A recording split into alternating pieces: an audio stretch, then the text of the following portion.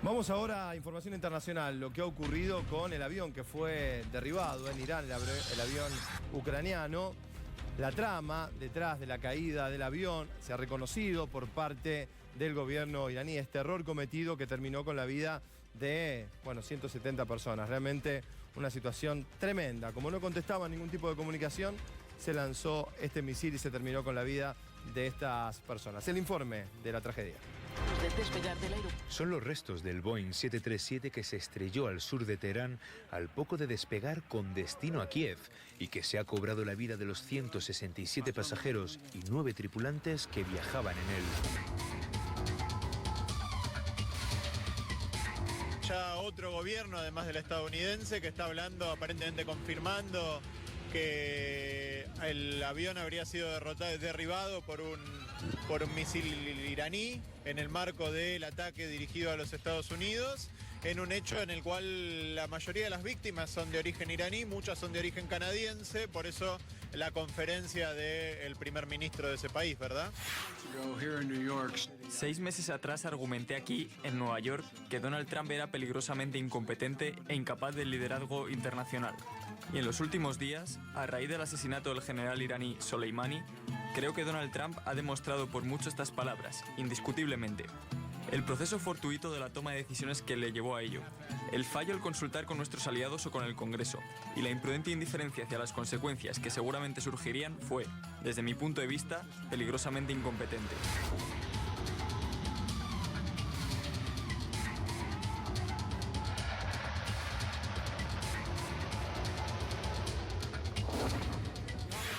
Irán nunca tendrá permitido tener armas nucleares. Nuestras grandes fuerzas estadounidenses están preparadas para todo. El uso de armas debe detenerse ahora para dar espacio al diálogo. Estamos llamados a hacer todo lo posible para reavivar las conversaciones. Pero eso no será suficiente. La Unión Europea a su manera tiene muchas ofertas.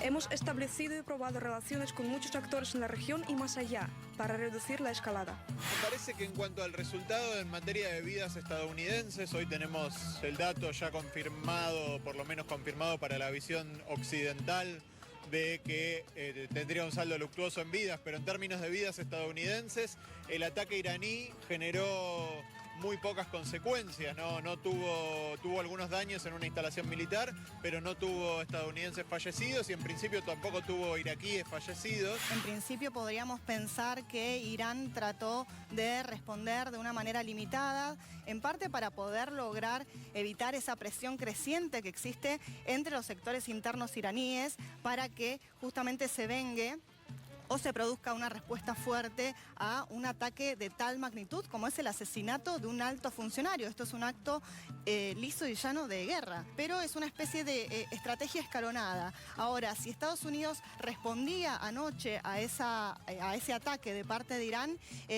evidentemente el gobierno de Hassan Rouhani, el gobierno iraní, iba a tener que cumplir esa promesa, atacar Dubái en Emiratos Árabes y Haifa en Israel. Lo que amenaza al mundo civilizado, nunca permitiremos que eso acontezca. Nosotros ahora somos el productor número 1 de petróleo y gas natural en cualquier parte del mundo. Somos independientes y nosotros no necesitamos el petróleo del Medio Oriente.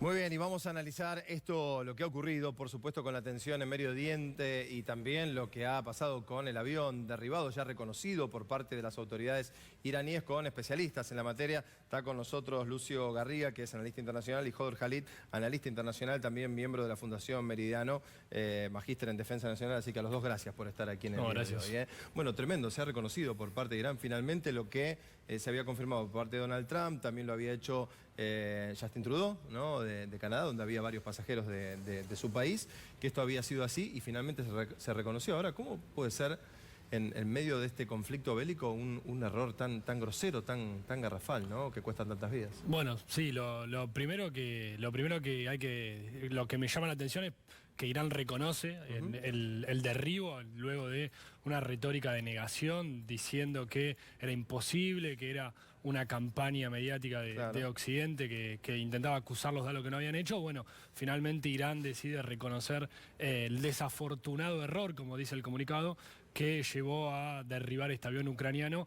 Y la principal pregunta hoy en día, en estos momentos, es ¿por qué no se suspendieron los vuelos comerciales en un momento de tanta tensión en la región y además en el aeropuerto internacional más importante que tiene Irán, que es el de Teherán, el Ali Khamenei, en un momento, bueno, donde había decidido atacar a los Estados Unidos en Irak y donde Estados Unidos había prometido venganza? Por lo tanto, hay muchas dudas al respecto. Irán prometió públicamente que las investigaciones van a intentar darles respuestas a estos interrogantes y llevar a los responsables a la justicia, teniendo en cuenta que Irán sostiene fue un error que costó la vida de más de 170 inocentes. Y además habían pedido generar una protección, una zona de exclusión de aerocomercial, ¿no? De movimiento de aviones comerciales, y esto fue desoído. Y ahora, después de la tragedia, vuelven a plantearlo. Jodor, ¿qué análisis haces de lo que pasó? Bueno, evidentemente, en principio, de que fue un hecho efectivamente desafortunado, coincido con el colega. También llama la atención el reconocimiento, aunque es algo que también ha sucedido con Estados Unidos en el momento que derribó en 1988 un avión iraní. Digo, en principio también lo habían negado, eventualmente lo terminaron de reconocer, también dijeron de que fue un error y se pidió disculpas por eso. Sin duda que entre medio han pasado un montón de errores. Digo, desde la falta de comunicación en la cadena de comandos militares para poder evitar este tipo de situaciones, y también lo otro que apuntaban de evitar o por lo menos cerrar el espacio aéreo, que fue algo que especialistas en las redes apuntaron inmediatamente. ¿Se podría haber evitado esto si se hubiera generado una zona de exclusión de vuelos comerciales o en un contexto como el que se está viviendo de tanta violencia en Medio Oriente, esto sigue corriendo riesgo cualquier avión que circula por la zona? Es difícil, en el momento que se cierra el espacio aéreo se podría haber dado o anticipado el ataque, si bien fue informado a Irak. Ahora, son decisiones muy importantes que tienen consecuencias muy importantes económicas, en particular para las aerolíneas, también para los ciudadanos que tienen que viajar, pero al mismo tiempo creo que deben haber hecho la evaluación y haber entendido de que este tipo de situaciones no podía ocurrir. Y sin embargo después la realidad... Sin embargo, ocurrió, pero hay otros espacios aéreos en la región que sí están cerrados. Por ejemplo, Siria prácticamente no vuela ningún avión, salvo algunas rutas muy particulares, y esto implica poner en riesgo también, ¿no?, a los viajantes. ¿Cómo está, más allá del tema puntual del avión, cómo está la situación hoy entre Estados Unidos e Irán después de la escalada de violencia, después del asesinato de su máximo referente, después de un funeral que terminó esta semana, después de los misiles que se lanzaron, de las amenazas constantes? ¿En qué situación está ahora el conflicto? Bueno, creo que estamos en un momento de desescalada bilateral entre los Estados Unidos e Irán. Creo que la respuesta iraní fue una especie de respuesta a lo estadounidense. Si recordamos, cuando Estados Unidos mata a Soleimani, Trump sale al día siguiente y dice: lo asesinamos para terminar una guerra, no para iniciarla. Bueno, creo que podemos tomar el ataque iraní en el mismo sentido, como para dejar el asesinato de Soleimani vengado, no dejarlo en el aire ante la presión nacional que tenía, ante el ser el hombre más... El ataque con misiles, decís, el ataque con misiles a las bases, para no dejar la muerte de Soleimani en el aire, digamos. Decide atacar Irak, pero un ataque muy calculado, muy estudiado, que no causa bajas. No murió nadie, ¿no? No muere nadie, según los Estados Unidos y según Irak no hay bajas. Es raro también, porque es como que le dicen, bueno, mirá que vamos a atacar, saquen a toda la gente. Una vez que se garantiza, atacan, es decir, bueno, respondimos. Esa podemos decir... Es muy asimétrica, ¿no?, la forma de la respuesta. Sí, es asimétrica si tenemos en cuenta que Soleimani era la segunda persona más importante de Irán. Ver la movilización que se generó solamente en su funeral es enorme, ¿no? Así es, por lo tanto podemos entender el ataque iraní como una especie de venganza calculada para evitar una escalada mayor que a Irán le hubiera provocado mucho más problemas, teniendo en cuenta la capacidad militar estadounidense y la capacidad que tiene Estados Unidos de bloquear económicamente Irán, como lo hace con las distintas sanciones que aplica. Por lo tanto, creo que estamos en un momento de desescalada regional bilateral que no descartaría de todas maneras un nuevo ataque iraní por parte de sus grupos paraestatales, más que un ataque desde Irán, desde el Estado iraní, un ataque desde sus grupos quizás cercanos de la región, como puede ser Hezbollah o puede ser los Hutis en Yemen o las milicias populares en Irak, que ataquen a intereses estadounidenses, que respondan de alguna manera a Irán, como lo hacen estos sectores, pero que Irán no lo reconozca como propio. Jodor, ¿lo ves de esta manera? Porque, a ver, mi interpretación, ¿no? Como quien no entiende mucho en la materia, es como que cumplimos en responder, ¿no? Cumplimos ante el pueblo, ante la comunidad internacional. No, nosotros contestamos, pero tiene sabor a poco si uno ve la magnitud y la simetría de lo que fue el ataque. Esto quiere decir que lo que dijo en algún momento el presidente iraní, que la represalia será a futuro y de una manera que todavía no calculamos y no sabemos cómo será, ¿está latente?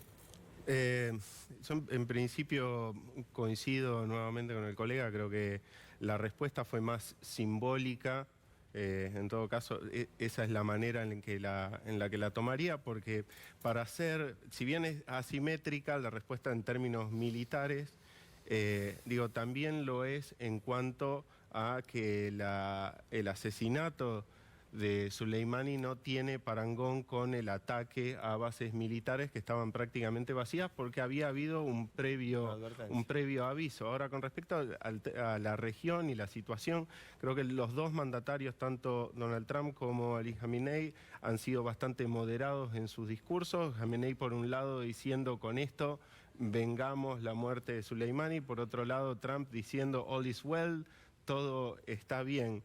También coincido en que se pueden suceder nuevos ataques en contra de intereses estadounidenses en la región por parte de agrupaciones irregulares. Ahora, como bien decía el compañero, también independientes de la orden de Irán, no como una orden directa de Irán, sino que hay organizaciones que han trabajado muy cerca con Soleimani y lo sienten como un líder a quien también deben vengar. Y estas venganzas que se pueden generar a futuro, lobos solitarios, grupos radicalizados, porque de alguna manera inicialmente se abrió el juego que esto podía ser una venganza ahora, pero también planificada y en el tiempo. Y decimos objetivos en la región, pero ¿pueden ser con objetivos estadounidenses fuera de la zona de conflicto? Sí, pueden ser, yo no lo descartaría por supuesto, pero si uno tiene en cuenta las declaraciones de los propios dirigentes iraníes o de algunos propios dirigentes de estos grupos que responden de alguna manera a Teherán, que son paraestatales, como puede ser Hezbollah o las milicias populares de Irak, uno puede apreciar que las declaraciones van en el sentido de atacar a Estados Unidos en la región, en Medio Oriente, a lo largo y a lo ancho de este sector del mundo. Especialmente lo dijo Hassan Nasrallah, el líder de Hezbollah, que dijo, bueno, nuestro objetivo máximo es echar a Estados Unidos de la región. Algo similar dijo Irán, algo similar dijeron las milicias populares de Irak. Por lo tanto, creo que a pesar de que pueda haber, por supuesto, un ataque en Europa, un ataque en otras regiones, creo que las declaraciones van en el sentido de, bueno, una respuesta regional. ¿Y crees que va a pasar esto? ¿Que finalmente Estados Unidos va a abandonar, como se le pidió, su presencia en la región? Yo creo que no, tiene un largo, ¿no? Tal cual, tiene, una larga historia de presencia militar en la región.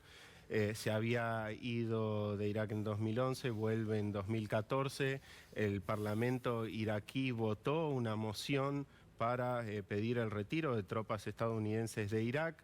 La misma fue transmitida por el primer ministro interino de Irak a el gobierno de Estados Unidos, y Mike Pompeo fue muy claro en este sentido, decir que no se iban a ir y que en todo caso iban a reforzar la cooperación con el gobierno iraquí. ¿Programa nuclear? ¿Qué va a pasar con esta situación con respecto al posible enriquecimiento de uranio? Esto que dijeron que iban a abandonar, este plan el cual se había pactado hace tiempo atrás.